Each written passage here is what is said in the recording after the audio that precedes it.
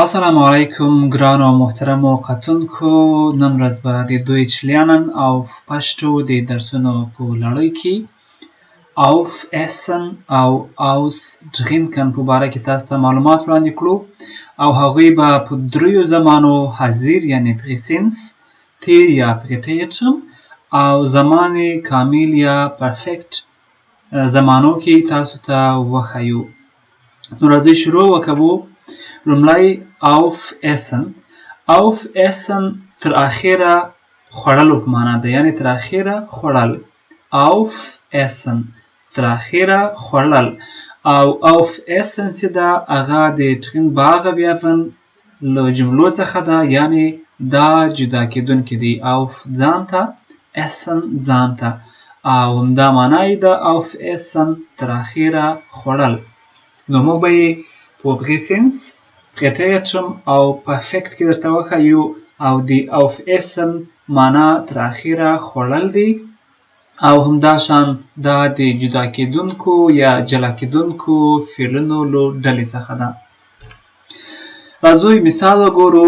Du solltest nicht den ganzen Kuchen aufessen. Du solltest nicht den ganzen Kuchen aufessen. یعنی تو نباید ټول کیک تر اخره وخوري.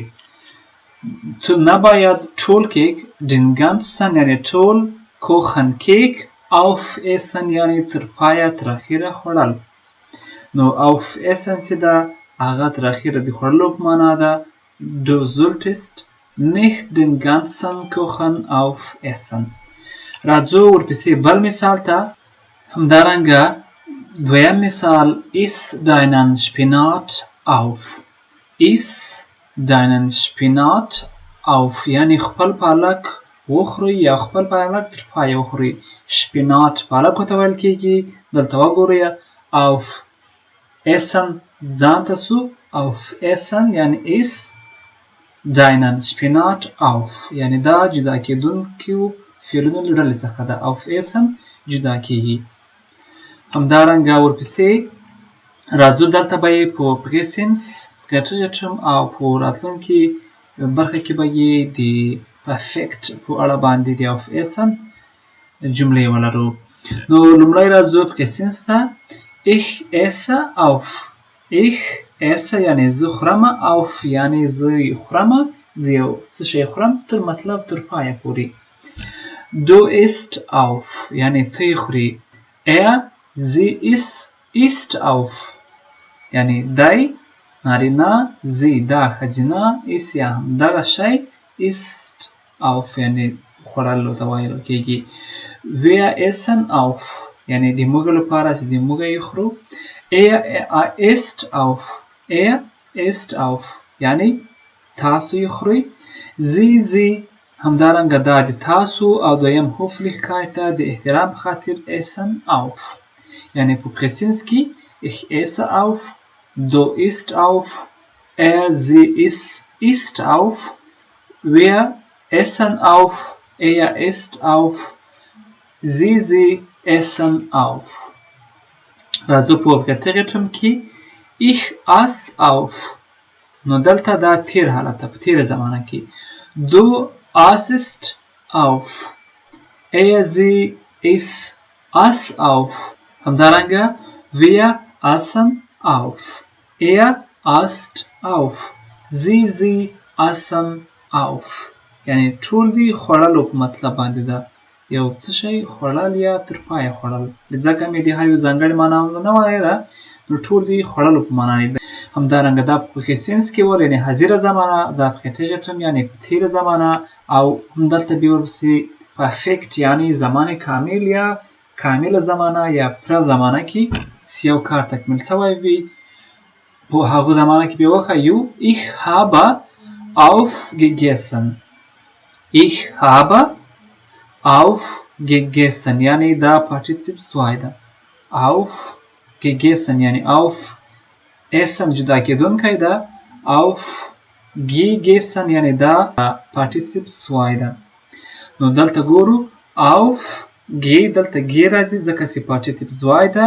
gegessen aufgegessen یعنی د essen پارټیسیپ سوای gegessen ده. نو aufgegessen یعنی د خوراک تکمیل شوی و یعنی خوړل شوی وي شی. Du hast aufgegessen. Sie ist hat aufgegessen. Wir haben aufgegessen. Ihr habt aufgegessen. همدارنګه اخیری sie haben aufgegessen. یعنی ټول خوړلو مطلب ده په پرفیکټ یا کامل زمان کې یا پوره وخت کې.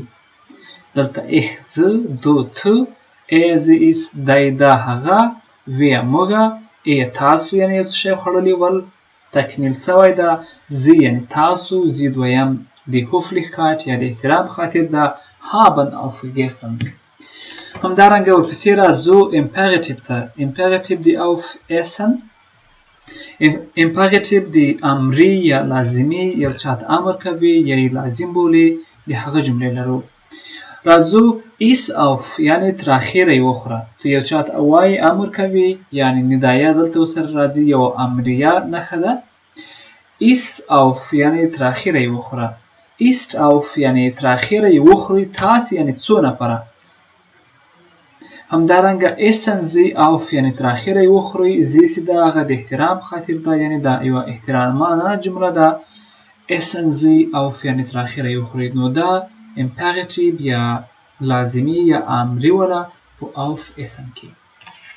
همدارنګه ورپسې اوس راځو د austrinken. austrinken بیا تر اخیره څښلو ته وایي.